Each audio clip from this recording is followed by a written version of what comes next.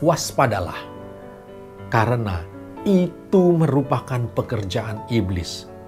Dia mengaku sebagai hamba Tuhan yang memiliki kuasa. Dia melakukan perbuatan ajaib. Perbuatan ajaib ditampilkan, kemudian tanda-tanda, dan juga ia membuat mujizat-mujizat palsu.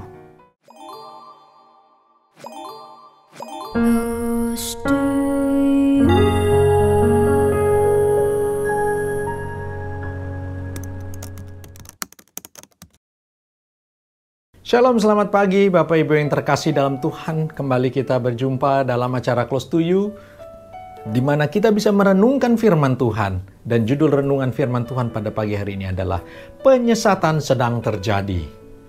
Alkitab mengingatkan kita bahwa sebelum kedatangan Yesus kedua kali, akan datang kedurhakaan, akan datang kemurtatan dan penyesatan. Dan tanda-tanda itu sedang terjadi saat ini. Mari kita baca di dalam 2 Tesalonika 2 ayat 3 sampai yang keempat. 2 Tesalonika 2 ayat 3 sampai yang keempat. Janganlah kamu disesatkan orang dengan cara yang bagaimanapun juga. Sebab sebelum hari itu haruslah datang dahulu murtad, dan haruslah dinyatakan dahulu manusia durhaka, orang yang harus binasa, yaitu lawan yang meninggikan diri di atas semua yang disebut atau yang disembah sebagai ilah, sehingga ia duduk di bait Allah dan mau menyatakan diri sebagai Allah. Paulus mengingatkan supaya kita jangan disesatkan, karena hal ini akan didahului dengan kemurtatan dan orang-orang durhaka. Tanpa sadar, kita disesatkan dengan pengajaran yang tidak sesuai firman Tuhan. Mereka tampil seperti pengajar. Bahkan dikatakan mereka duduk di bait Allah, sehingga ia dihormati, ia disembah, dan ia dipuja, di mana ia merasa sejajar dengan Allah dan menyatakan dirinya sebagai Allah, baik langsung maupun secara tidak langsung, karena ia merasa memiliki kuasa seperti Allah, dapat melakukan atau membuat mujizat, kemudian memberikan nasihat-nasihat yang kelihatannya rohani. Hati-hatilah, karena firman Tuhan sudah mengingatkan kita hal itu akan terjadi. Mari kita lanjutkan di dalam 2 Tesalonika 2 ayat yang ke-9. 2 Tesalonika 2 ayat yang ke-9. Kedatangan si pendurhaka itu adalah pekerjaan iblis dan akan disertai berbagai perbuatan ajaib, tanda-tanda, dan mujizat-mujizat palsu. Ayat ini kembali mengingatkan kita, waspadalah, karena itu merupakan pekerjaan iblis. Dia mengaku sebagai hamba Tuhan yang memiliki kuasa. Dia melakukan perbuatan ajaib. Perbuatan ajaib ditampilkan, kemudian tanda-tanda, dan juga ia membuat mujizat-mujizat palsu. Pada akhirnya kita terlena dengan ajaran yang mengutamakan kemakmuran, yang mengutamakan kesembuhan, pemulihan, dan juga mujizat. Sehingga tanpa sadar kita sedang menjauh dari jalan Tuhan. Di mana Tuhan menasihati kita untuk hidup memikul salib dan menyalibkan kedagingan kita. Artinya, kita tetap teguh pada kebenaran sekalipun kita harus menderita. Ada harga yang mahal yang harus kita tanggung ketika kita mulai menyatakan diri kita sebagai pengikut Kristus. Kita mengikut Kristus bukan hanya terus-menerus fokus kepada berkat, kemakmuran, kesejahteraan, kesembuhan, dan kekayaan.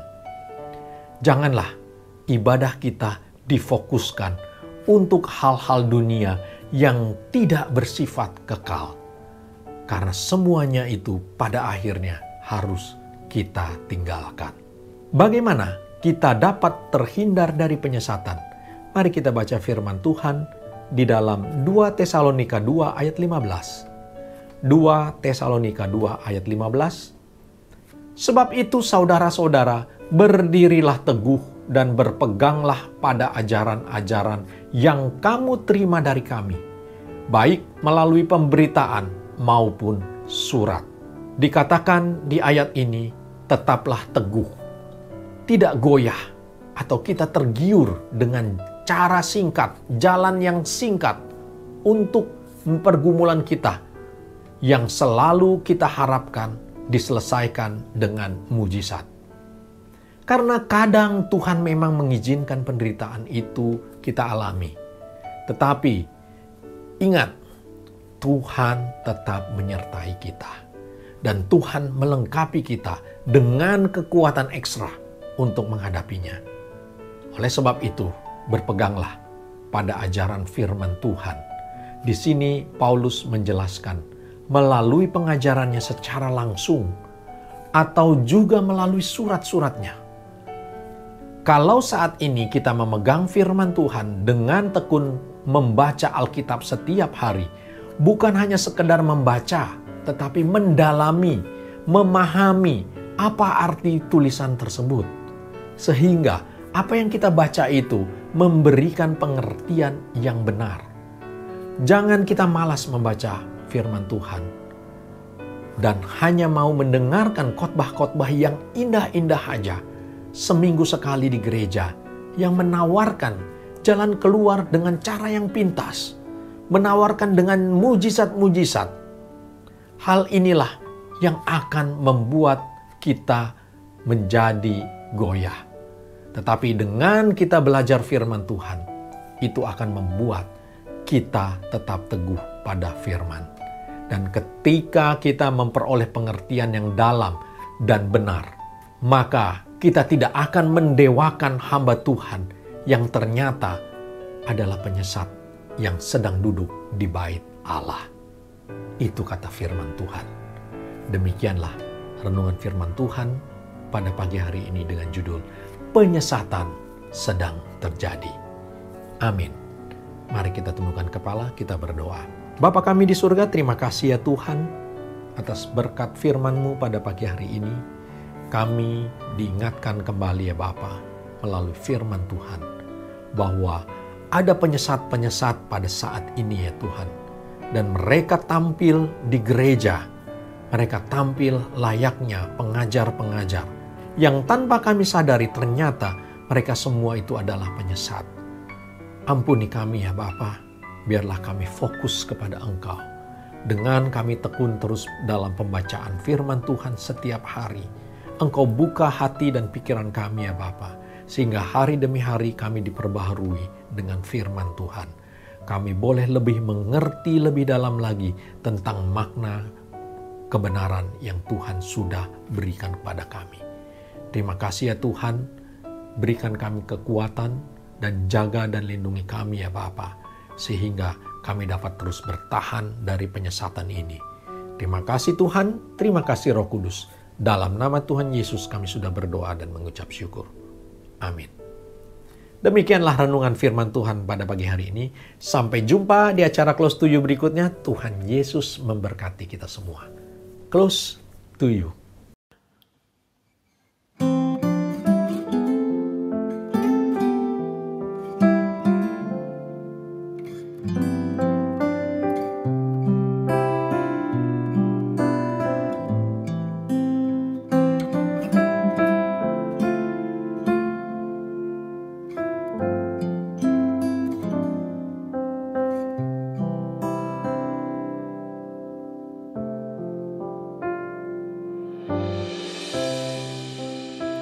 Memujimu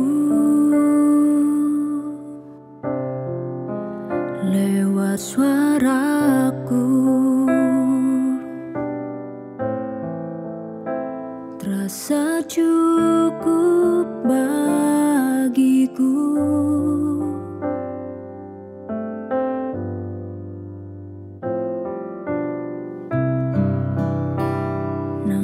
semua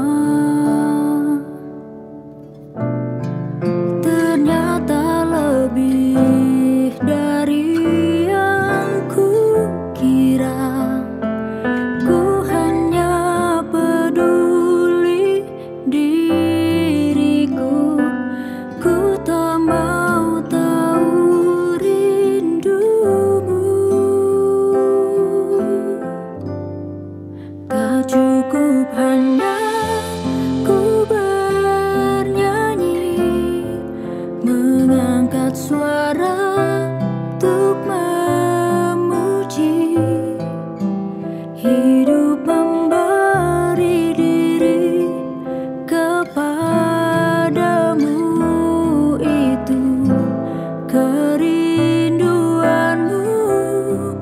Tak cukup mulut yang memuji, tak cukup mulut yang bernyanyi, melakukan firman-Mu, itulah pujian sejati.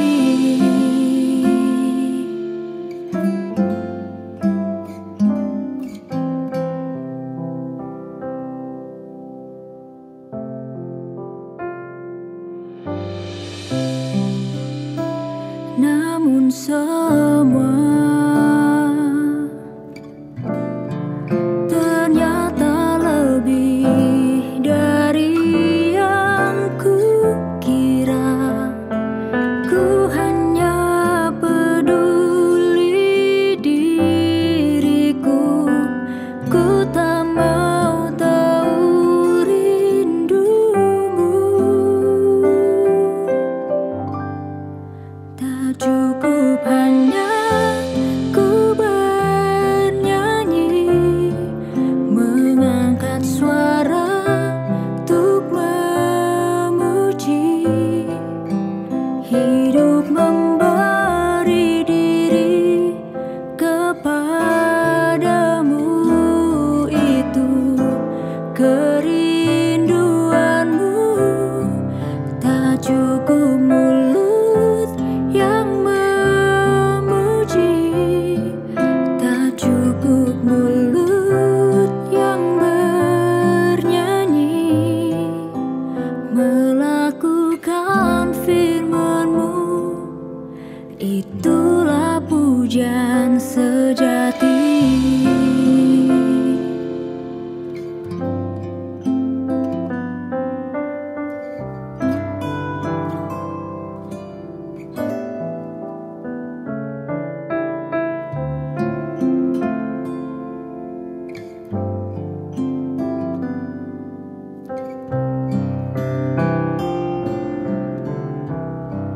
Tak cukup hanya ku bernyanyi, mengangkat suara untuk memuji.